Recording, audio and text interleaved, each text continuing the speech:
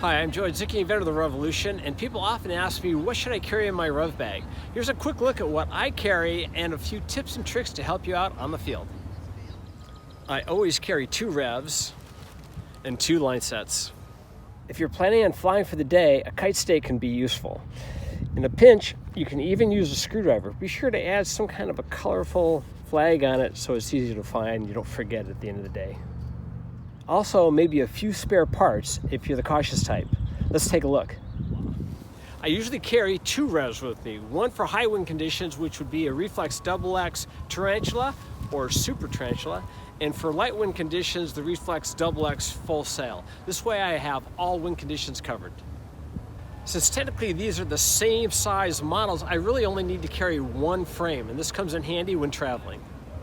A quick word on spare shafts. Your revs come with a spare shaft for you. Oftentimes when people are learning, they're starting to figure out their limitations and the revs limitations, and they'll break a shaft. But once you understand those basic limitations, you'll virtually never break a shaft. For example, I can easily fly in 50-mile-an-hour winds without breaking a shaft. Give me the speed, Suzanne. 30, 30, 40.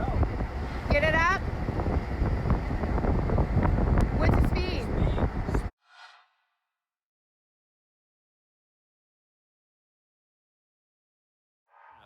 And in fact, as you gain experience, you'll easily be able to fly in higher winds safely. Now on to line sets. I usually travel with 2 sets. A longer set, 65 to 85 feet for flying with friends or flying in larger spaces, and a shorter set, 30 to 50 feet for flying in smaller spaces. It's hard to believe, but this is a true story. I was driving home yesterday, hit standing traffic. I pulled off to this park and set my rev up at about 5 minutes with short lines, flew for about a half an hour, and then I drove home and no traffic. Short lines are a game changer.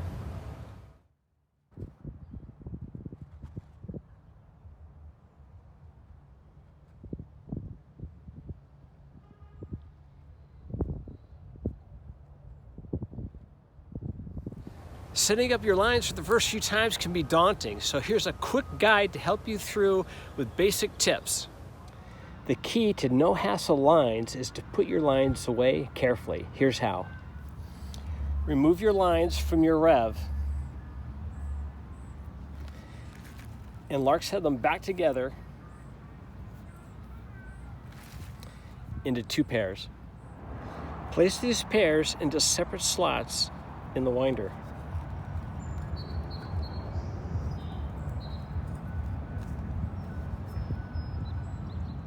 Here's the trick to avoid tangles.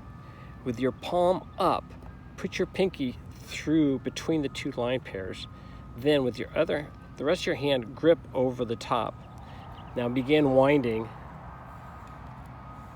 onto your winder. Notice how the pairs are separated as I wind them in.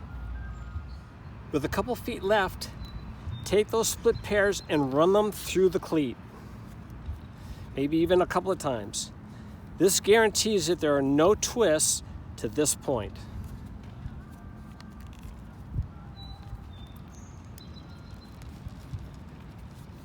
Set your handles down. Put your shock cord on. And you're ready for the next flight.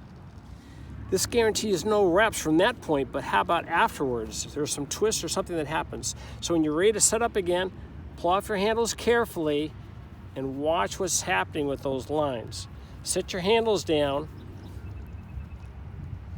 and start to unwrap those lines. Now we know at this point there are no twists, so we just separate our handles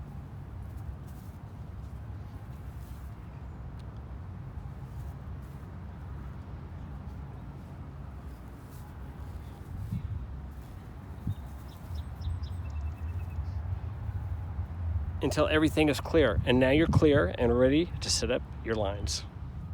For spare parts, I might carry some extra line, a little bit of shock cord, a couple end caps, maybe some dust caps, and maybe even a piece of repair tape. Give us a call at the shop if you're interested in a repair kit. So pick up a rev, join us at Revolution Club 38, where we'll take your skills to the next level. The club's included free with your rev purchase, and we'll see you on the field.